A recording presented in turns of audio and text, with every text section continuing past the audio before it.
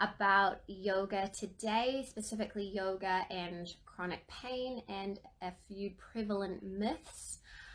So I am Melissa from melissavisfibromyalgia.com. I am a mama, a fibromyalgia fighter, fibromyalgia and mindfulness coach, a yoga teacher, and I've been sharing my journey for the past 6 years or so now. So basically I've been doing it hoping that by sharing what I'm learning, I can help you in your journey.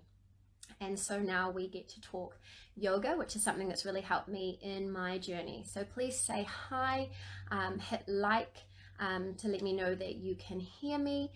If you're watching the replay, use the hashtag replay and then say hi. And if you have any questions, I will do my best to answer them during the live or afterwards, and if I can't answer you during it, I will do my best to come back and answer any questions for you. So let's get into it. As I said, I'll try and answer questions as I go, but if it doesn't kind of fit in with what we're talking about, then I'll answer at the end or respond to you later. So something that kind of irritates me and that I've seen around is people touting things as cure-alls. There's if you eat this way, then you'll be cured, or if you do this thing, then you'll be cured. And yoga is one of those things that they kind of tout as a panacea or a cure-all. And it's really irritating because, of course, we know there is no cure. There is no replicable cure that works for even a percentage of people. There are very few people who have complete remission. I don't like the C word. So it gets a bit frustrating when they start talking about things that will make you magically better. But I have actually personally benefited from yoga and mindfulness, which is why I like to share it with people. But it is not the only thing that I do, and I do a lot of things all the time. So I just wanted to share it with you, talk about what it isn't. So yoga isn't 90-minute classes or 60-minute classes. It's not only for bendy people. It is not about the perfect pose or meant to look a certain way. It is adaptable and it is a useful tool for our journey. So let me know, give me a heart if you have tried yoga and find it beneficial, and also drop any questions. I mean, is there something that's been stopping you from trying yoga? Are you not trying it because you think that it's just way out of reach for you? Let me know in the comments and I will help you out with that and dispel those myths. So let's talk about the benefits, and these are benefits backed by research and by personal experience, which is the way that I kind of roll. So it calms the autonomic nervous system, which is huge for us. Fibromyalgia has a big part with the central nervous system and with overdrive, and yoga can help us calm that down. And the next thing is, of course, that it helps with sleep. And I'd say that that's to do with calming the autonomic nervous system, but it's also to do with relaxing and strengthening and stretching muscles. So it's a physical thing as well as a nervous system thing. So it can help you reduce fatigue as well. It can help reduce pain. Yes, please. It can increase your physical capacity. A lot of people think that yoga isn't really exercise. My husband thinks that yoga isn't real exercise. One day I will get him on the mat and work him out hard and make him realize that it is. It can decrease your myofascial pain.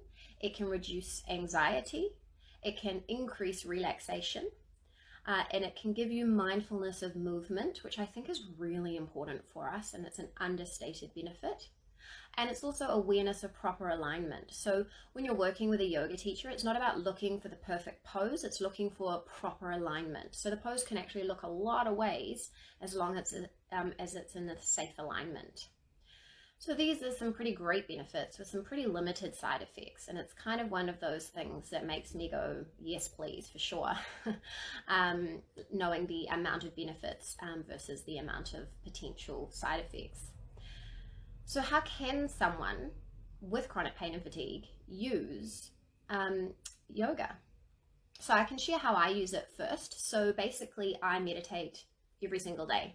I use it to sleep, I use it to rest, I use it to get back to sleep, I use it when I have a headache, I use it if I'm in high levels of pain. So if I'm having a flare-up and I can't do anything, and sometimes, you know, when you get too sore to even sleep or rest, I will meditate, because it gives your body a way to relax and your mind something to do, so it can take your mind off it.